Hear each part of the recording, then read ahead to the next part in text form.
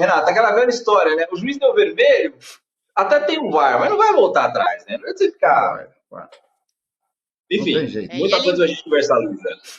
Bom, já que começamos aqui, eu vou continuar nessa toada, gente. Eu não vou atropelar a pauta que surge. Diniz invadiu o campo, discutiu com o árbitro, foi expulso naquele lance aos 25 minutos do segundo tempo, quando o Samuel Xavier atingiu o tornozelo do Ayrton Lucas. E teve um lance antes, ainda no segundo tempo, quando o Arias sai na cara do gol e foi derrubado pelo Léo Pereira.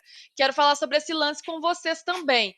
Renato está balançando a cabeça, assim, merecia ter sido expulso naquele lance do Léo Pereira ou não, Renato? Não acho que merecia ter sido expulso, não. Era um ataque perigoso, mas não era uma chance clara e manifesta de gol.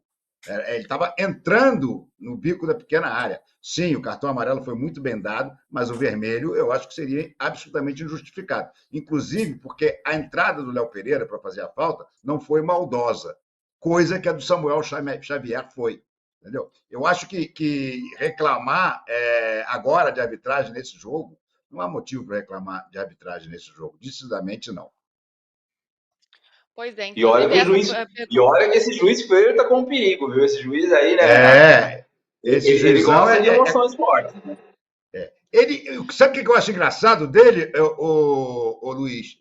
É que ele apita com a mão no ouvido. A impressão que eu tenho é que ele espera o VAR dizer para ele, até o lateral, se foi para lá ou para cá.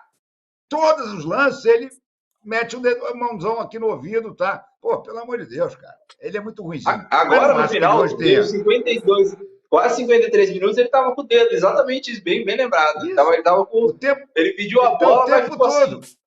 O tempo todo, ele fica assim, o tempo todo. Em lances banais do meio-campo, não é uma coisa dizer, não, pô, foi o pênalti, não foi pênalti, bateu na mão, não bateu. Ok. Mas não, o jogo inteiro, a sensação que eu tenho é que ele pede ao VAR para ficar orientando o tempo todo.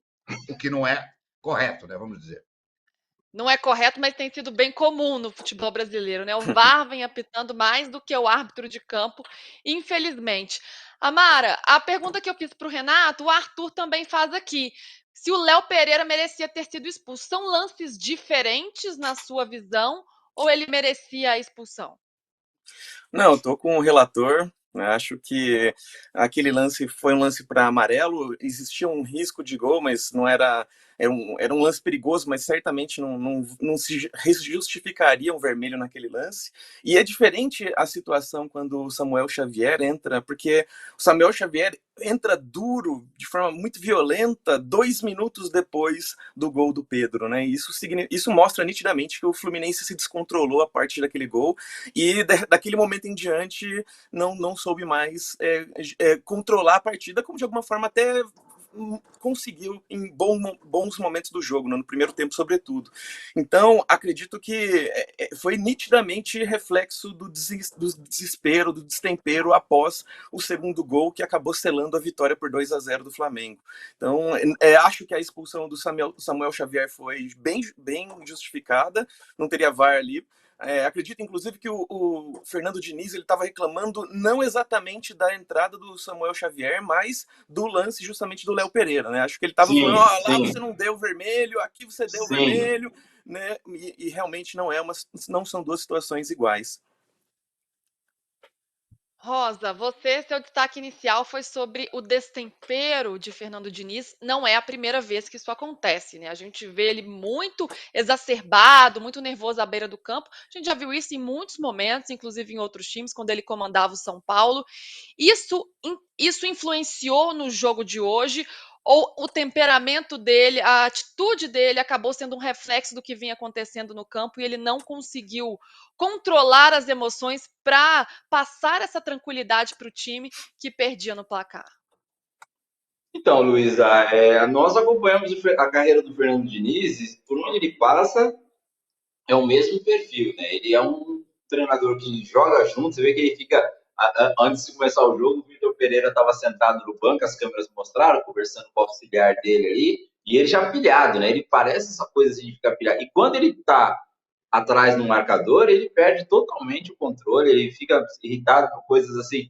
Me pareceu um pouco isso que a Mara falou. O Gabigol chegou falando para ele, parecia que o Gabigol deu uma de malandro, mas eu não acredito que ele fez isso pensado, né? Pô, Diniz, você tá reclamando do. Você viu, foi por cima, até o repórter relatou. E quando ele falou foi por cima, já. Não, foi por cima, não, já foi pra cima do juiz, já. E realmente parecia que ele estava falando não da expulsão do Samuel Xavier, mas cobrando uma mesma atitude do árbitro, e aí todos nós concordamos que são lances completamente diferentes, por mais que sejam entradas, assim, aparentemente entradas duras, né? Mas o juiz, assim, esse juiz Wagner Magalhães, ele tem a ficha corrida muito perigosa, né? De coisas que ele já aprontou ao longo da carreira dele, é um temor toda vez que ele vai uma partida, e ainda mais uma decisão de campeonato do porte de Flamengo e Fluminense, toda a rivalidade que entra no jogo, mas hoje eu acho que ele foi bem. Foi bem. Ele, nos lances capitais, assim, teve lance de bola na mão ali, foi aquele tumulto todo. Não teve muito bolinho de jogador, se a gente sabe que final, né, Renato? Quantas finais a gente já viu de Flamengo e Fluminense sem bolinho, reclama daqui, reclama dali. Jogo, ok. Teve esse lance, assim, não dá para pôr na conta do árbitro a questão do destempero do Diniz. E assim, o saldo para o Fluminense, além dos 2-0, perdeu dois jogadores, né, Samuel Xavier e o Martinelli, que dificilmente vai jogar o segundo jogo, o pessoal chorando, e principalmente o seu comandante. E a gente sabe, quando o comandante perde o controle à beira do campo, o time vem abaixo também. O cara ali que seria o nosso comandante, que dá ali aquela força e tal. O Fluminense, olha, falta assim, foi a pá de cal o Fluminense nesse jogo. Mas o futebol a gente sabe que muita coisa pode acontecer, mas o astral do Fluminense vai lá embaixo mesmo.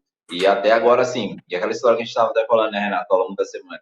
Vai viajar agora para a Libertadores, como é que vai ser? O time vai se dedicar à Libertadores ou vai pensar no campeonato Carioca, né?